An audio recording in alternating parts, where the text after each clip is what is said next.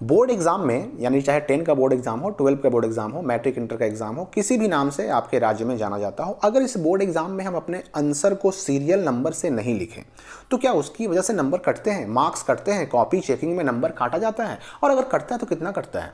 क्योंकि देखिए, एग्जामिनेशन में जब क्वेश्चन और कॉपी आपको मिल जाता है तो आपके क्वेश्चन पेपर में सारे के सारे क्वेश्चन का आंसर आपको याद ही हो, ये कोई ज़रूरी नहीं होता। ये नेचुरल चीज़ है, स्वाभाविक चीज़ है। अब ऐसी सिचुएशन में अक्सर स्टूडेंट क्या करते हैं कि बीच वाले क्वेश्चन को छोड़ देते हैं और आगे बढ़ जाते हैं, जो याद होता है उसको लिखते हैं। एग्जाम्पल के लिए मानते हैं कि किसी स्टूडेंट को क्वेश्चन नंबर 1 का आंसर याद है, तो सिंपली क्या करेगा, क्वेश्चन नंबर 1 का आंसर वो लिख देगा अपनी कॉपी में।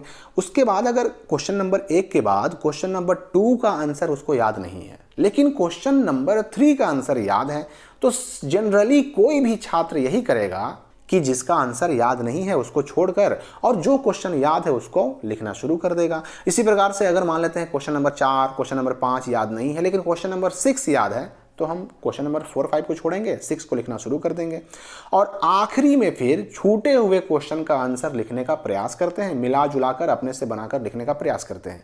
लेकिन समस्या यह है कि आप एग्जाम में इस तरह क्वेश्चन का आंसर लिख तो देते हैं, पर एग्जाम के बाद भी यह टेंशन बना रहता है कि क्वेश्चन छोड़ छोड़कर लिखने से, सीरियल नंबर से ना लिखने से बोर्ड एग्जाम की जब कॉपी चेक होगी, चेकिंग में नंबर मिलेगा कि नहीं मिलेगा।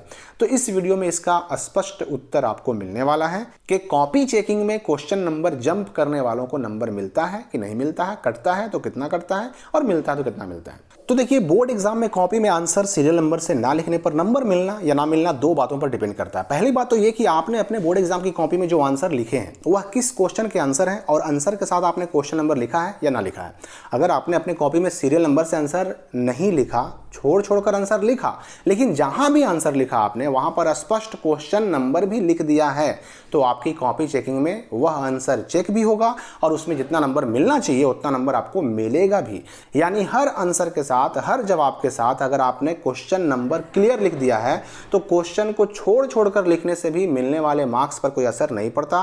कॉपी चेकिंग में जितना नंबर मिलना चाहिए उतना आपको जरूर मिलता है। बस शर्त यह है कि आंसर चाहे जहां भी लिखा हुआ हो उसके साथ वो किस क्वेश्चन का आंसर है उसका नंबर क्लियर लिखा हुआ हो। और दूसरी बात यह कि अगर आपका क्वेश्चन खंडों में बटा हुआ हो, सेक्शन में बटा हुआ हो, यानी जैसे section A, section B, section C या फिर खंड आ, खंड बा, खंड सा, और क्वेश्चन का आंसर आप छोड़ छोड़कर लिख रहे हैं, मतलब गैप करके लिख रहे हैं, तो ऐसे समय में क्वेश्चन नंबर के साथ साथ वो किस खंड का, किस सेक्शन का क्वेश्चन है ये भी बिल्कुल क्लियर लिखा हुआ होना चाहिए।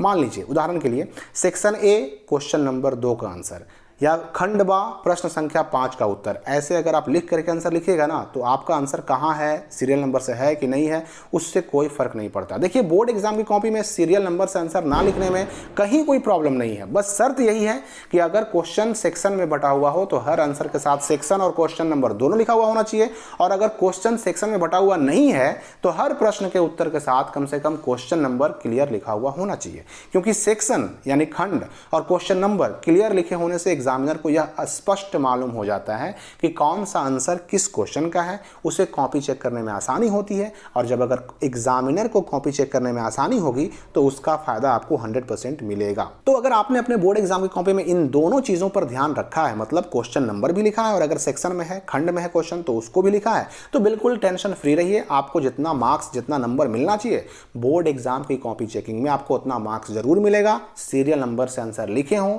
या ना लिखे हों उससे नंबर कभी नहीं काटे जाते। बस शर्त वही है कि मैंने जो 2 शर्तें बताई आपने वो पूरा किया हो। अगर आपके मन में भी कोई डाउट है, कोई सवाल है तो कमेंट बॉक्स में लिख डालें। आपके हर एक डाउट को क्लियर करने का मैं हर संभव प्रयास करूंगा। मिलते हैं अगली वीडियो में नए अपडेट के साथ।